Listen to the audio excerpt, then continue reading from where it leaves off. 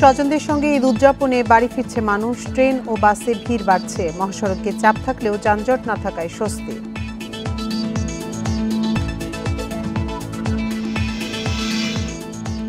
ঈদে 9 দিন ছুটি থাকলেও অর্থনীতিতে স্থবিরতা আসবে না, জানালেন অর্থ উপদেষ্টা। নিরাপত্তা নিশ্চিতে কঠোর নজরদারি।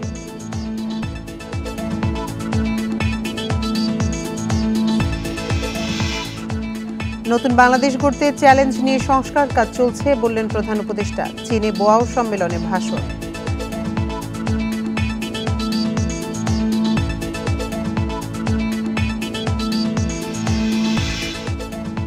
জুলাই অভ্যুত্থানে চাংখারপুলে নির্বিচারে গুলির ঘটনার তদন্ত শেষ। ঈদের পর প্রতিবেদন দাখিল, জানালেন চিফ প্রসিকিউটর।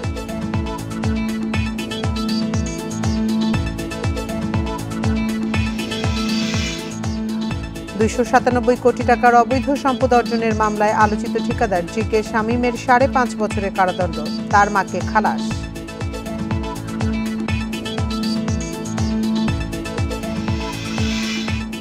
স্বাগত বিরতিহীন সংবাদ দুপুরে, আপনাদের সাথে আছি আমি আতিফা জামান। শিরোনাম শুনছিলেন এতক্ষণ, এবার চলে যাচ্ছি পুরো খবরে। এই ঈদে জামা জুতো অ্যাকসেসরিজের ডিসকাউন্ট। স্বজনদের সাথে ঈদ উদযাপন করতে ঢাকা ছাড়ছে মানুষ। রেল স্টেশন, বাস টার্মিনালে ধীরে ধীরে বাড়ছে যাত্রীদের ভিড়। ভোর থেকেই রাজধানী মহাখালী, উত্তরা, গাবতলী সহ বিভিন্ন সড়কে যানজটের কারণে ভোগান্তিতে ঈদে ঘরমুখ মানুষ। রেল স্টেশন ও বাস টার্মিনালগুলোর সামনেও রয়েছে ভিড়। এসব সড়কে গাড়ি ঢুকতে ও বের হতে অনেক সময় লাগছে। এদিকে ভোর থেকে সড়কের বিভিন্ন জায়গায় দূরপাল্লার গাড়ির জন্য অপেক্ষা করতে দেখা গেছে যাত্রীদের। যানজটের কারণে গাড়ি পেতে কিছুটা দেরি হওয়ার কথা জানিয়েছেন তারা। ঈদের আগে আজই শেষ কর্মদিবস। দুর্ভোগ এড়াতে দুপুরের আগেই অনেকে বাড়ির উদ্দেশ্যে রওনা হবেন বলে জানিয়েছেন। তাই দুপুরের পর থেকে বাস, ট্রেনে ভিড় বাড়বে বলে ধারণা সংশ্লিষ্টদের। এদিকে এখন পর্যন্ত ট্রেনের সূচি ঠিক থাকায় সময় মতো ঢাকা ছাড়ার কথা জানিয়েছেন যাত্রীরা।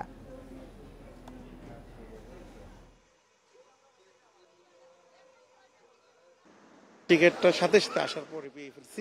কর্ণফুলির টিকিট কাটলাম, বাড়িতে যাব, একসাথে মা বাবাকে নিয়ে ঈদ করবো। অনেক অনুভূতিটাই অন্যরকম লাগতেছে। টিকিট পাওয়া অনেক পাগল, তারপর যখন পেলাম তখনই মনের মধ্যে অনুভূতি অন্যরকম ছিল। তারপরে আজকে সময় মতো অনেক আগে এখানে আসছি, যাতে ভালোভাবে প্রশাসন এখানে ভালোভাবে ব্যবস্থা করে দেয়, আমরা যেন ভালোভাবে উঠতে পারি।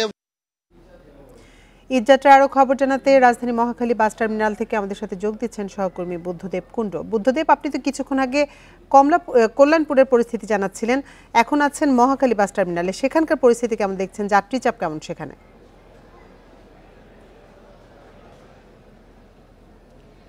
সকাল থেকে আমরা যেমনটি বলছিলাম যে বাস কাউন্টারগুলোতে প্রত্যেকটা বাসের 40 সিটের যে বাসগুলো, সেখানে 10টি 15টি কোনো কাউন্টারে 20টি বাসও সিটও কিন্তু খালি গেছে। কিন্তু এখনকার চিত্র আমরা 1:30টার পর থেকে দেখতে পেলাম যে এখনকার চিত্র কিন্তু একটু পরিবর্তন হয়েছে, অর্থাৎ প্রত্যেকটা কাউন্টারেই ভিড় বেড়েছে। এবং আপনি জানেন যে এখানকার একতা পরিবহন, শাহ ফতে আলী বা এসআর ট্রাভেলস, যেগুলো বগুড়া, নওগাঁ এবং জয়পুরহাট, হিলি এইসব জায়গায় চলাচল করে, এখানে কাউন্টারের থেকে যেমনটি আমাদের সকালে জানানো হয়েছিল যে যাত্রী চাপ একদমই নেই। কিন্তু এখন কিন্তু অবস্থাটা ভিন্ন এবং অগ্রিম টিকিটের যাত্রীর পাশাপাশি এখন যে লোকগুলো আসছেন সঙ্গে সঙ্গে তারা টিকিটও পাচ্ছেন।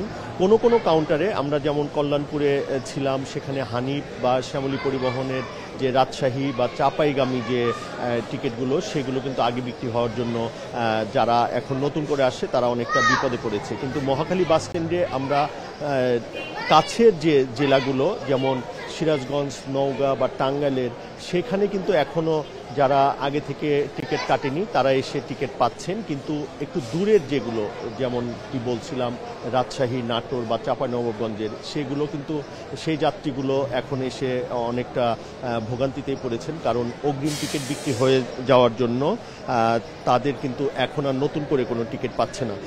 তবে এই সকাল যেমনটি বলছিলাম, এখন যাত্রী চাপ বেড়েছে এবং কাউন্টার সংশ্লিষ্টরা বলছেন যে বিকালে এবং সন্ধ্যায় যাত্রী চাপ আরও বাড়বে এবং আগামীকাল, অর্থাৎ আপনি জানেন সরকারি ছুটি আজকে শেষ হয়ে যাচ্ছে এবং তারপরে কিন্তু একটি ঢল নামবে বলে তারা প্রত্যাশা করছেন।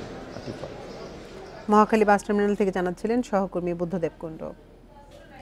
ঈদে স্বজনদের সঙ্গে আনন্দ ভাগাভাগি করতে বাড়ি ফিরছে মানুষ। সড়ক মহাসড়কে যানবাহনের বাড়তি চাপ থাকলেও কোথাও যানজট নেই।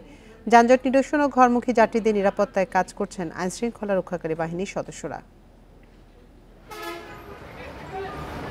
ঈদ এগিয়ে আসার সঙ্গে বাড়ছে সড়ক মহাসড়কে যাত্রীবাহী গাড়ির চাপ। তবে যানবাহনের চাপ বাড়লেও এখনও তেমন ভোগান্তি চোখে পড়েনি। বৃহস্পতিবার ভোর থেকেই ঢাকা ময়মনসিংহ ঢাকা টাঙ্গাইল মহাসড়কে গাড়ি বাড়তে থাকে। যানবাহনের চাপে চান্দনা চৌরাস্তায় গাড়ি চলাচল কিছুটা ধীরগতি দেখা গেছে। একই অবস্থা দেখা গেছে চন্দ্রা ত্রিমোর এলাকায়ও। মোটামুটি চাপ খুব চাপ, গাড়ি পাওয়া যেতেছে না। মোবাইল পার্টি থাকবে, আমরা যদি বাস ভাড়া বেশি নেয় তার মধ্যে আমরা অবশ্যই ফাইনের ব্যবস্থা রাখবো, তাদেরকে আইনের আওতায় আনার ব্যবস্থা করব। স্বাভাবিক সময়ের চেয়ে অতিরিক্ত গাড়ি দেখা গেছে টাঙ্গাইলের যমুনা সেতু সংযোগ সড়কে। তবে স্বাভাবিক গতিতেই চলছে যানবাহন। না, এখনো তো ভাড়া বেশি লওয়া শুরু হয়নি, হয়তো যাত্রী চাপ হলো 200 টাকা বেশি, এটা স্বাভাবিক। যেহেতু খালি গাড়ি যাবে সেই হিসেবে 200 টাকা বেশি হতে পারে। ঢাকা চট্টগ্রাম ও ঢাকা সিলেট মহাসড়কে যানবাহনের বাড়তি চাপ থাকলেও কোথাও যানজট নেই। পদ্মা সেতু হয়ে বাড়ি ফিরছেন দক্ষিণাঞ্চলের বেশিরভাগ মানুষ। গাড়ির চাপ এখনও যানজটের পর্যায়ে যায়নি। সেতু কর্তৃপক্ষ জানিয়েছে দ্রুত টোল সংগ্রহ করতে 7টি বুথে নিরবচ্ছিন্ন টোল আদায়ের ব্যবস্থা করা হয়েছে। না, এখন পর্যন্ত ভোগান্তি ইনশাল্লাহ পাইনি, কিন্তু হয়তোবা সামনে আশা করি, কারণ ছুটিগুলো শুরু হলেই আশা করি আরও যানজট শুরু হবে। পরিস্থিতি খুবই ভালো, যাতায়াত আমার মনে হয় ভোগান্তি খুবই কম হবে। মানিকগঞ্জের পাটুরিয়া ফেরিঘাটে এরই মধ্যে বাড়তে শুরু করেছে যানবাহনের চাপ। সোহেলি জাহান, ইন্ডিপেন্ডেন্ট নিউজ। মহাসড়কের পরিস্থিতি নিয়ে জানাতে গাজীপুর থেকে আমাদের সাথে যোগ দিচ্ছেন সহকর্মী আবুল হাসান। আবুল হাসান, এই মুহূর্তে মহাসড়কের গাজীপুর অংশের পরিস্থিতি কেমন দেখছেন? যানজট কি ধীরে ধীরে বাড়ছে কিনা সেখানে?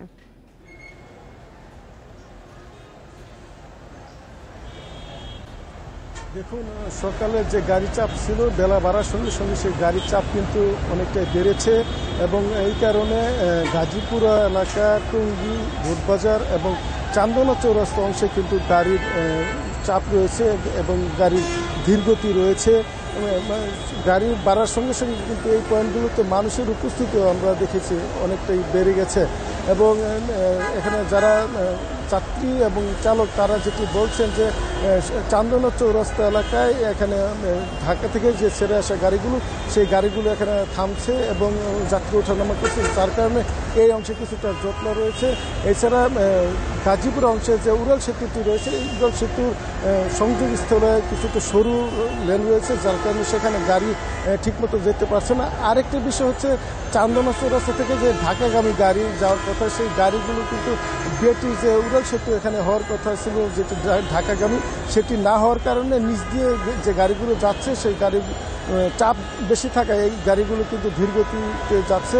ফলে এই লেনটি কার্যত প্রায় বন্ধ থাকায় এর কিন্তু প্রভাব অন্য লেনে পড়েছে। ফলে চান্দনা চৌরাস্তার যে জটলা সেটি কিন্তু বেলা বাড়ার সঙ্গে সঙ্গে আমরা দেখেছি যে বাড়তে শুরু করেছে এবং এখানকার স্থানীয় অধিবাসী যারা বলছে তারা যেটি বলছেন যে আজকে থেকে বেশ কিছু পোশাক কারখানা ছুটি ঘোষণা করা হয়েছে এবং আগামীকাল এবং তারপরের দিন বেশিরভাগ কারখানা ছুটি ঘোষণা করা হবে এবং সেই কারখানার শ্রমিকরা যখন একযোগে বাড়ি ফিরতে শুরু করবেন তখন এই পরিস্থিতি আরও জটিল আকার ধারণ করবে এবং তারা আশঙ্কা করছেন যে এই পয়েন্টগুলোতে এখানে যানজট হবে এবং এই বিষয়টি নিয়ে এখানে যে পুলিশ কমিশনার তিনি কিছুক্ষণ আগে সড়ক পরিদর্শন করেছেন এবং তিনি বলছেন যে সড়ক পরিস্থিতি যাতে মানুষের স্বস্তিদায়ক হয় সেই ব্যাপারে তারা উদ্যোগ নিয়েছেন। বাড়তি পুলিশ সদস্য এখানে কাজ করছেন এবং কোনো অটোরিকশা অভিযোগের জন্য মহাসড়কে না উঠতে পারে সেই ব্যাপারে তারা সজাগ রয়েছেন।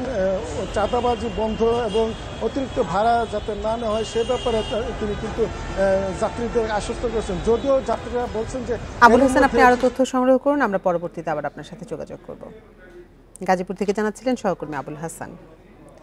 এদিকে ঈদ ঘিরে ঢাকা ময়মনসিংহ মহাসড়কে 15টি স্পটে যানজটের আশঙ্কা করা হচ্ছে। অন্যদিকে ঢাকা সিলেট মহাসড়কের হবিগঞ্জের 4টি পয়েন্টেও যানজটের আশঙ্কা রয়েছে। এবার এই মহাসড়কে ঈদ যাত্রায় দুর্ভোগে পড়তে পারেন যাত্রীরা। ঈদকে ঘিরে নেত্রকোনা, শেরপুর এবং কিশোরগঞ্জগামী যাত্রীদের বেশ চাপ থাকে। এই কারণে ময়মনসিংহ নগরীর পাটগুদাম ব্রিজ মোড়ে ভিড় লেগে থাকে, কিন্তু মোড়টিতে যেখানে সেখানে রাখা হচ্ছে যানবাহন। চারপাশে গড়ে উঠেছে অবৈধ স্থাপনা, এতে ঈদে যানজটের শঙ্কা করা হচ্ছে এই মোড়ে।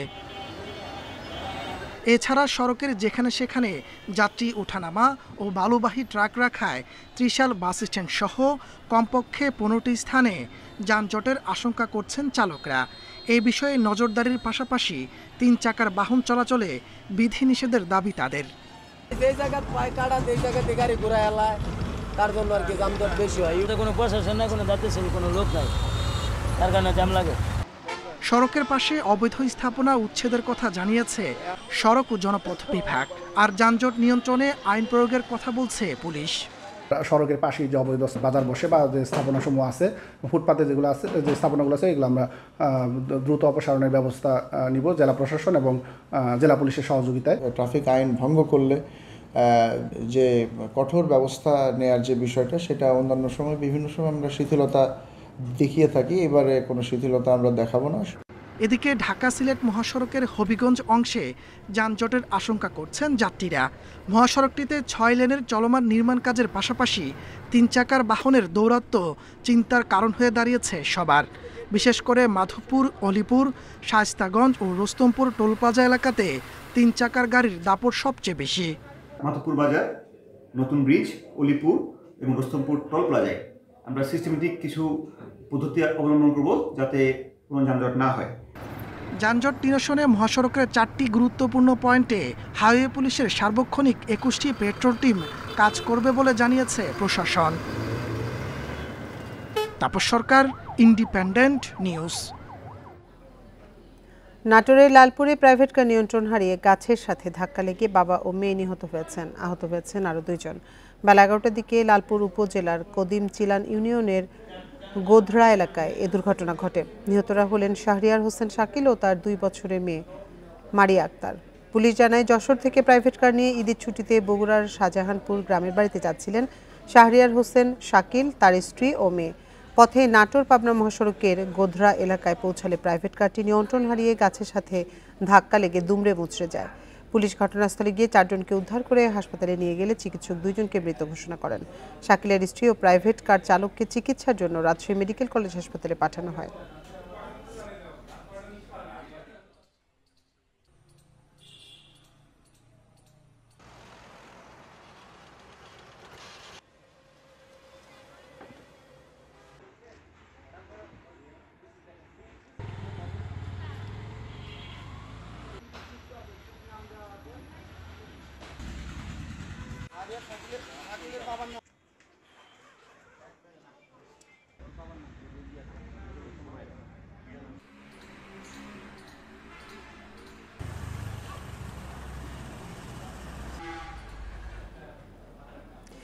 ঈদের ছুটিতে রাজধানী ছাড়ছে মানুষ। মহাসড়কের পরিস্থিতি নিয়ে এই মুহূর্তে জানাবো।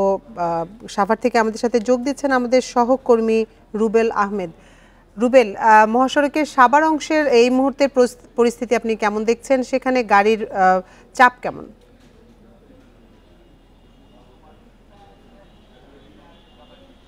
দেখুন, ঈদ যাত্রা কিন্তু এরই মধ্যে শুরু হয়েছে। আপনি জানেন যে সাভার একটি শিল্পাঞ্চল। সাভার শিল্পাঞ্চলে গত 25 তারিখ থেকে শিল্প কারখানাগুলো রয়েছে, সেখানে কিন্তু ধাপে ধাপে ঈদের ছুটি শুরু হয়েছে এবং আজকে দুপুরের পর থেকে সাভার শিল্পাঞ্চলের অধিকাংশ পোশাক কারখানাতে ঈদের ছুটি শুরু হওয়ার পরে আমরা দেখতে পেয়েছি যে মানুষজন নারীর টানে বাড়ি যাওয়ার জন্য চেষ্টা করছে এবং দুপুরের পর অর্থাৎ এখন থেকে প্রায় আধা ঘন্টা আগ থেকে আমরা দেখতে পেয়েছি যে সাভারের যে নবীনগর চন্দ্রা যে মহাসড়কটি রয়েছে, সেই নবীনগর চন্দ্রা মহাসড়কে অতিরিক্ত যাত্রী এবং যানবাহনের একটি বাড়তি চাপ তৈরি হয়েছে। তবে ঢাকা রিচা এবং নবীনগর চন্দ্রা মহাসড়কে আমরা কিন্তু এখন পর্যন্ত কোনো যানজটের খবর পাইনি। অর্থাৎ রাজধানী ঢাকা বা গাবতলী থেকে যে যাত্রীরা উত্তরের উদ্দেশ্যে ছেড়ে যাবে তারা কিন্তু নিরবিচ্ছিন্নভাবে ঢাকা রিচা মহাসড়ক দিয়ে আশুলিয়ার যে নবীনগর পয়েন্ট রয়েছে সেখানে এসে কিন্তু তাদের অর্ধ কিলোমিটারের মতো একটি সিগন্যালের জন্য আটকা পড়তে হবে। সেই সিগন্যাল পয়েন্ট তারা পাড়ি দেওয়ার পরে তারা কিন্তু এই নবীনগর চন্দ্রা মহাসড়ক দিয়ে কিন্তু তারা উত্তরের উদ্দেশ্যে গাজীপুরের চন্দ্রা হয়ে যাওয়ার যখন চেষ্টা করবে, তাদের কিন্তু তখন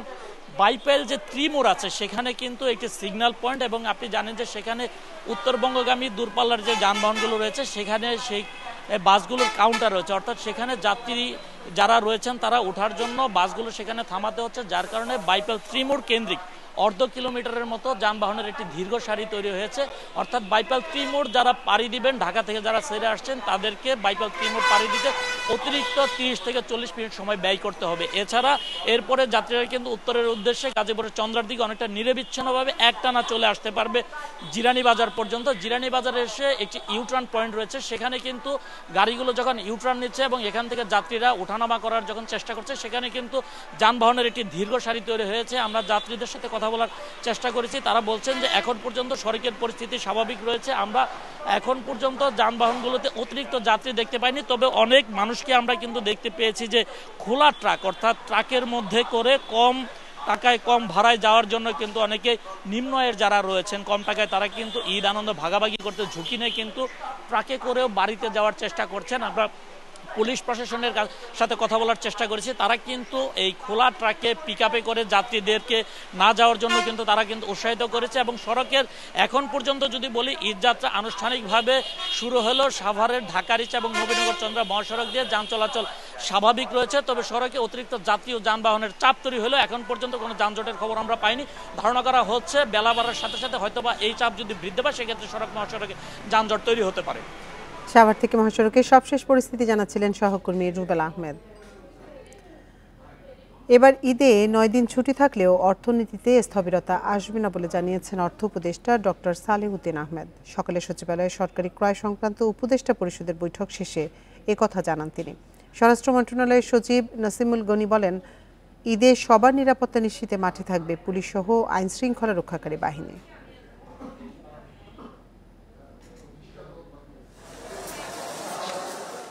এবার ঈদে সাপ্তাহিক ছুটি সহ টানা 9 দিনের ছুটি পাচ্ছেন সরকারি কর্মকর্তা কর্মচারী সহ দেশের নাগরিকরা। বৃহস্পতিবার সচিবালয়ে বৈঠক শেষে স্বরাষ্ট্র মন্ত্রণালয়ের সিনিয়র সচিব নাসিমুল গনি জানান, এবার পুলিশ বাহিনীর সদস্যরা ছুটিতে থাকছেন না। টানা ছুটি থাকলেও নিরাপত্তায় বিঘ্ন হবে না। হাইওয়ের জন্য এক্সট্রা ভিজিলেন্স নেওয়া হয়েছে। আমাদের হাইওয়ে পুলিশ সচল আছে, তাদের গাড়ি আছে, তারা খুব আরামে যেতে পারবেন, যাতায়াত করতে পারবেন। যারা কি বলে বাসা বাড়িতে আছেন তারাও ইনশাআল্লাহ নিরাপদ থাকবেন। ঈদে অর্থনীতিতে স্থবিরতা আসবে না বলে জানান অর্থ উপদেষ্টা ডক্টর সালেহউদ্দিন আহমেদ। আমরা সবাই ঢাকা থাকবো দু একদিন ছাড়া, আর সচিব যদি বাইরে যায়ও, দেশে থাকলে তো অসুবিধা নয়, বিদেশে গেলে আমরা জুমের মাধ্যমে ইচ্ছে করি। সেটা আমি ওয়ার্ল্ড ব্যাংকে থাকতে ওগুলো অনেকগুলো মিটিং করেছি, সেগুলো অসুবিধা হবে না। এদিকে উন্মুক্ত দরপত্রের মাধ্যমে 50,000 মেট্রিক টন বাসমতি চাল, 70,000 মেট্রিক টন সার ও স্পট মার্কেট থেকে 2 কার্গো এলএনজি কেনার অনুমতি দিয়েছে সরকারি ক্রয় সংক্রান্ত কমিটি। মাহমুদ শরীফ, ইন্ডিপেন্ডেন্ট নিউজ, ঢাকা। জনগণের আস্থা ফেরাতে বাংলাদেশে গুরুত্বপূর্ণ সংস্কার চলছে উল্লেখ করে প্রধান উপদেষ্টা অধ্যাপক ইউনূস বলেছে, নতুন দেশ গড়ার পথে নানা চ্যালেঞ্জের মুখোমুখি হতে হচ্ছে সরকারকে। সকালে চীনের বোয়াও সম্মেলনে দেয়া ভাষণে এশিয়ার উন্নয়নে অর্থনৈতিক, বাণিজ্যিক, খাদ্য, প্রযুক্তি সহ 5 খাতে সহযোগিতা জোরদারের প্রস্তাবও দেন তিনি। চীন সফরের দ্বিতীয় দিনে বোয়াও ফোরাম ফর এশিয়া সম্মেলনে যোগ দেন প্রধান উপদেষ্টা অধ্যাপক মোহাম্মদ ইউনূস। উদ্বোধনী অধিবেশনে জানান, নতুন বাংলাদেশ গড়ার চ্যালেঞ্জে জনগণের আস্থা ফেরাতে সংস্কারের কাজ শুরু হয়েছে। উন্নয়ন প্রশ্নে এশীয় দেশগুলো একে অন্যের সঙ্গে যুক্ত জানিয়ে প্রধান উপদেষ্টা বলেন, ভবিষ্যৎ সমৃদ্ধির জন্য দরকার সুনির্দিষ্ট একটি রোডম্যাপ। 5টি গুরুত্বপূর্ণ ক্ষেত্রে সহযোগিতা জোরদারের তাগিদ তার। এশিয়ায় টেকসই অর্থনৈতিক ব্যবস্থা জরুরি। আমাদের এমন একটি নির্ভরযোগ্য তহবিল লাগবে যা দিয়ে আগামী চ্যালেঞ্জ মোকাবেলা ও ক্রমবর্ধমান চাহিদা পূরণ করা যাবে। বাণিজ্য সহযোগিতা বাড়াতে কাজ শুরু করতে হবে। উৎপাদন বাড়াতে হবে, খাদ্য নিরাপত্তা নিশ্চিতে কমাতে হবে আমদানি নির্ভরতা। এ সময় রোহিঙ্গা প্রসঙ্গে অধ্যাপক ইউনূস জানান, তাদের কারণে নেতিবাচক প্রভাব পড়ছে সমাজ, অর্থনীতি ও পরিবেশে। সে কারণেই প্রত্যাবাসনে এশীয় নেতাদের এগিয়ে আসতে হবে। মিয়ানমার সংকট আঞ্চলিক স্থিতিশীলতার জন্য হুমকি। 7 বছরের বেশি সময় ধরে 12 লাখের বেশি জোরপূর্বক বাস্তুচ্যুত রোহিঙ্গাকে বাংলাদেশ আশ্রয় দিয়ে আসছে। তারা মিয়ানমারের নাগরিক, তাই তাদের নিরাপদ প্রত্যাবাসন নিশ্চিত করতে এশীয় নেতাদের একসঙ্গে কাজ করতে হবে। নিজ ভাষণে গাজায় গণহত্যা প্রশ্নে অন্তর্বর্তী সরকার প্রধান বলেন, সেখানে যা চলছে তা শুধু মুসলিম বা আরবের ইস্যু নয়, এটি বিশ্ব মানবতারই বিপর্যয়। নূরে জান্নাত, ইন্ডিপেন্ডেন্ট নিউজ। আপনারা দেখছেন বিরতিহীন সংবাদ দুপুর। সংবাদে আরো যা থাকছে। সুন্দরবনে 23 বছরে 27 বার আগুন, একটি মহল জড়িত হলেও চিহ্নিত নয় দোষীরা, নেওয়া হচ্ছে না আইনি ব্যবস্থাও।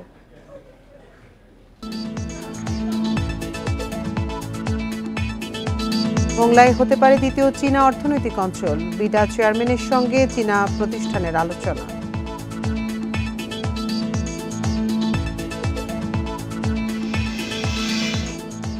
ঈদের পর আশুলিয়ার 6 মরদেহ পোড়ানোর মামলার চার্জ গঠনের মধ্য দিয়ে শুরু হবে আন্তর্জাতিক অপরাধ ট্রাইব্যুনালের বিচার কাজ। তার আগে ট্রাইব্যুনালে দাখিল করা হবে এই মামলার তদন্ত প্রতিবেদন। বৃহস্পতিবার এই তথ্য জানান চিফ প্রসিকিউটর তাজুল ইসলাম। তিনি বলেন, 28 এপ্রিলের মধ্যে তদন্ত প্রতিবেদন দাখিলের নির্দেশ দিয়েছে আদালত। তবে এরই মধ্যে প্রসিকিউশনের কাছে মরদেহ পোড়ানোর ঘটনায় মানবতা বিরোধী অপরাধ মামলার তদন্ত রিপোর্ট জমা দিয়েছে তদন্ত সংস্থা। এখন সেগুলোর পরীক্ষা নিরীক্ষা চলছে। এছাড়া রাজধানী চাংখারপুলে নির্বিচারে গুলি করে হত্যার মামলারও খসড়া তদন্ত রিপোর্ট প্রসিকিউশনের কাছে জমা দিয়েছে তদন্ত দল, সেটিরও যাচাই বাছাই চলছে। এদিকে দেশব্যাপী গণহত্যা ও মানবতা বিরোধী অপরাধের প্রধান নির্দেশদাতা হিসেবে শেখ হাসিনার মামলার তদন্ত প্রায় শেষ পর্যায়ে। ঈদের পর সেটিরও প্রতিবেদন দাখিল করা হবে ট্রাইব্যুনালে।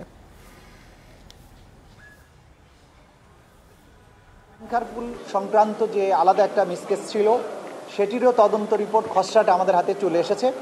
এটারও ফিনিশিং যে টাচ সেটা দেওয়ার চেষ্টা করা হচ্ছে। ঈদের পরপরই সেটাও চলে আসবে আমাদের হাতে। আসলে সেটারও ফর্মাল চার্জ দাখিলের প্রক্রিয়াটা শুরু হয়ে যাবে।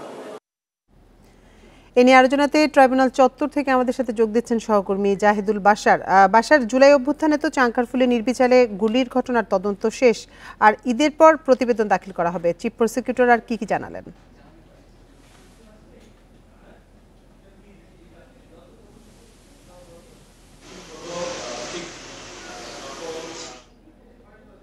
আসলে চতুর্দিক থেকে আন্তর্জাতিক অপরাধ ট্রাইব্যুনালের যে বিচার কার্যের যে গতি, এখানে কোনো ধরনের গাফিলতি হচ্ছে কিনা, এখানে আসলে যারা ধরনের গাফিলতি হচ্ছে ধরনের প্রশ্ন উত্থাপিত হয়েছে।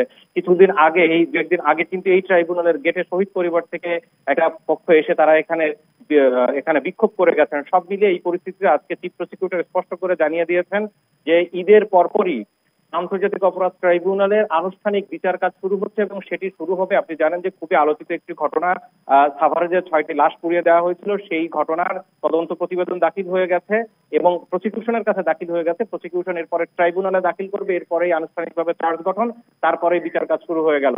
এবং কয়েকটি বিচার কাজ কিন্তু একই সাথে কাছাকাছি সময় শুরু হবে। একটি হচ্ছে আশুলিয়ায় লাশ পোড়ানো, একটি হচ্ছে চাংখারপুলে 5 আগস্ট শেখ হাসিনা বিতাড়িত হওয়ার ঠিক আগ মুহূর্তে অনেককেই কিন্তু নির্বিচারে গুলি করে হত্যা করা হয়েছে।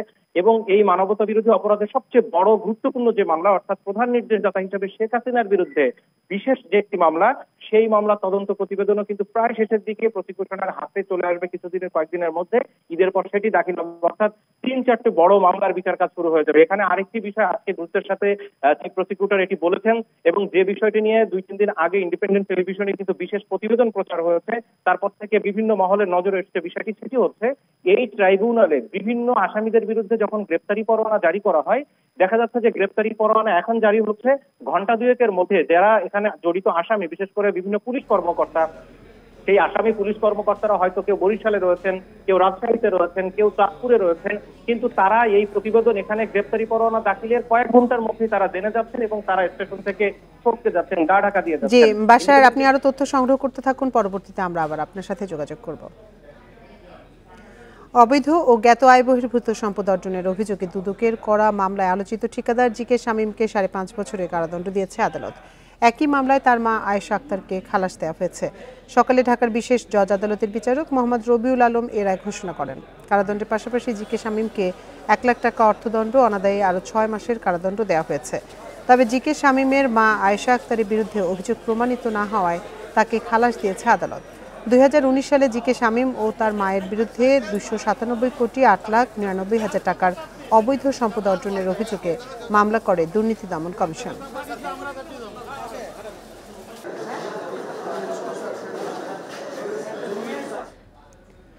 তেইশ বছরে সুন্দরবনে আগুন লেগেছে অন্তত 27 বার। প্রতি বছর প্রায় একই সময়ে ঘটছে অগ্নিকাণ্ড। জীববৈচিত্র্য নষ্টের পাশাপাশি ক্ষতিগ্রস্ত হচ্ছে বনের মাটির গুণাগুণ।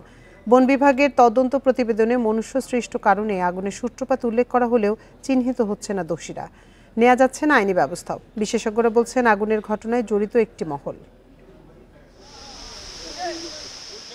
গত 22 মার্চ শরণখোলা উপজেলার সুন্দরবনের চাঁদপাই রেঞ্জের কলমতেজি এলাকায় আগুন লাগে। তা নিয়ন্ত্রণে এলেও পরদিন আগুন জ্বলতে দেখা যায় শাপলার বিল 23-এর ছিলা এলাকায়। পড়ে যায় লতা, গুল্ম ও গাছ। এই ঘটনায় 2টি তদন্ত কমিটি করেছে বন বিভাগ। গত বছর মে মাসে লতিফের ছিলায় আগুন লাগে। এর আগে কোনো বছরে একাধিকবারও ঘটে অগ্নিকাণ্ড। বন বিভাগ বলছে 2002 সাল থেকে এ পর্যন্ত আগুন লেগেছে অন্তত 27 বার। সরকারিভাবে টাকা দিয়ে আমরা তারপর মাছ মারি। আমাদের যদি বন যদি না থাকে তাহলে আমরা থাকবো কেমন দ্বারা? আগুন লাগার উদ্দেশ্য বলা যাবে না, কিন্তু ঘটনা হচ্ছে বারবার লাগে, এর কোনো পদক্ষেপ নেয় না সরকার। এসব অগ্নিকাণ্ডের তদন্ত প্রতিবেদনে জেলে মোয়ালদের অসাবধানতাকে চিহ্নিত করা হয়। তবে কারণ নিয়ে দ্বিমত আছে বিশেষজ্ঞদের। তারা মনে করছেন পরিকল্পিতভাবে বনে আগুন ধরিয়ে দিচ্ছে একটি মহল, কিন্তু ধরাছোঁয়ার বাইরে থাকছে তারা।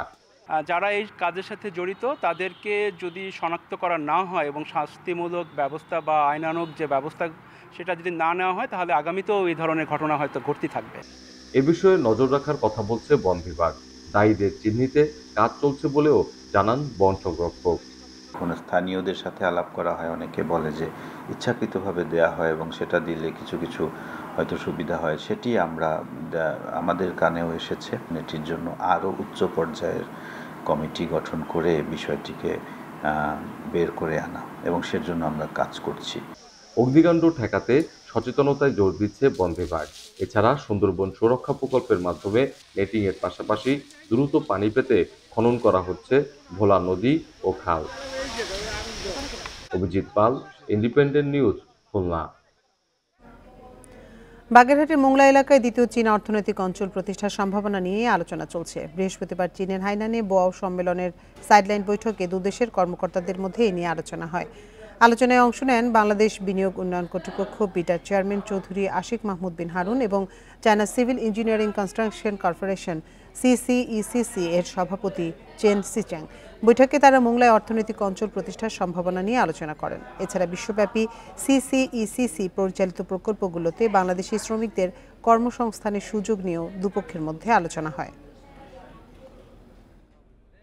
স্টার্টআপ কোম্পানিকে বিদেশে বিনিয়োগের সুযোগ দিচ্ছে বাংলাদেশ ব্যাংক। এখন থেকে বিদেশে কোম্পানি প্রতিষ্ঠায় থাকছে না কোনো বাধা।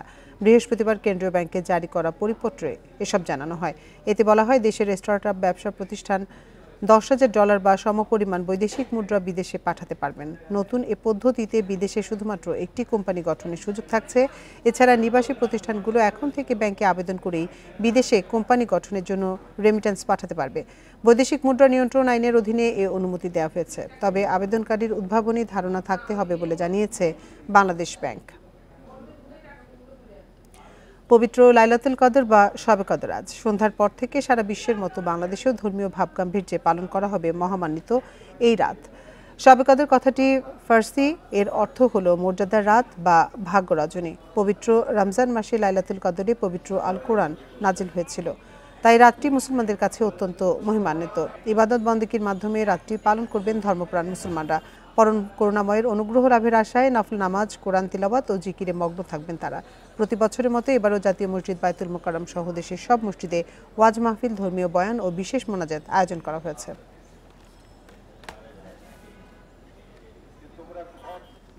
আর এই ছিল বিরতিহীন সংবাদ দুপুরের আজকের আয়োজনে। এতক্ষণ সাথে থাকার জন্য ধন্যবাদ সবাইকে।